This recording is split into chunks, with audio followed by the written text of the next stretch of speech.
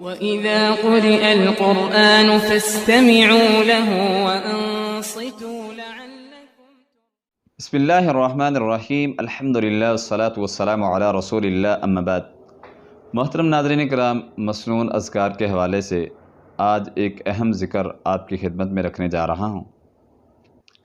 انسان کی زندگی میں کبھی خوشی کے لمحات آتے ہیں اور کبھی انسان غمزدہ، پریشان، گھبراہٹ اتنی محسوس کرتا ہے کہ وہ سکون کی نیند بھی نہیں سو سکتا۔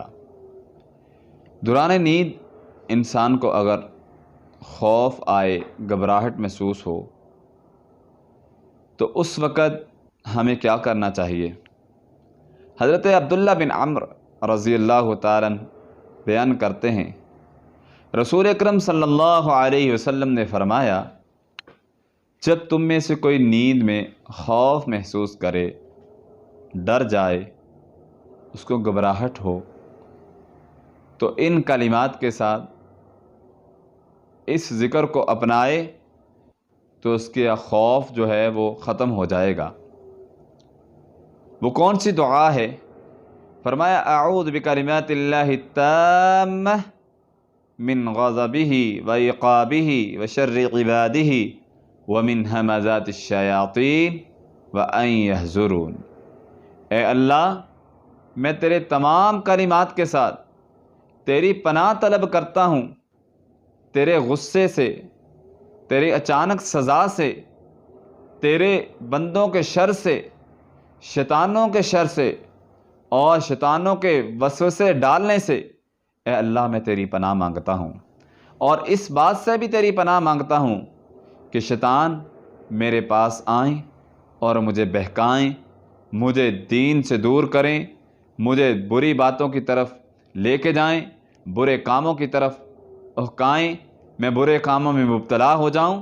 اے اللہ، شیطان کے ہر چال سے میں تیری پناہ چاہتا ہوں۔ رسول اکرم صلی اللہ علیہ وسلم نے فرمایا، جو یہ دعا پڑھ لے گا وہ اس نیند کے خوف سے، جو خوف اس کو پہنچا ہے، وہ خوف اس کو نقصان نہیں دے گا۔ اگر انسان نیند میں گھبراہٹ آ جاتی ہے، گھبرا جاتا ہے، تو اس کو کیا کرنا چاہیے؟ یہ دعا پڑھنی چاہیے۔ اگر خوف آتا ہے، یہ دعا پڑھنی چاہیے۔ ایسے ہی اللہ سے، جو اس حدیث میں ملتا ہے، اللہ سے پناہ مانگنی چاہیے۔ اس کے ساتھ ہی کس کے ساتھ؟ جو خواب اس نے دیکھا ہے، یا کوئی برا خواب ہے، یا خوف جو اس سے پہنچا ہے، جس سے وہ ڈر گیا ہے، اس خوف سے اللہ کی پناہ طلب کرنی چاہیے، اور شیطان کے وسوسوں سے اللہ کی پناہ طلب کرنی چاہیے۔ وہ دعا کون سی ہے؟ پھر میں آپ کی خدمت میں رکھ دوں، اعوذ بکلمات اللہ التامہ من غضبہ وعقابہ وشر عبادہ ومن ہمزات الشیاطین وان یحضرون۔ اگر انسان دوران نیند خوف آئے، گھبراہٹ محسوس ہو، وہ جو ہے اس کو نیند نہیں آ رہی، سکون نہیں مل رہا، تو یہ دعا کا اہتمام کرے، گھبراہٹ بھی دور ہو جائے گی، سکون بھی مل جائے گا، نیند بھی اچھے طریقے سے آ جائے گی۔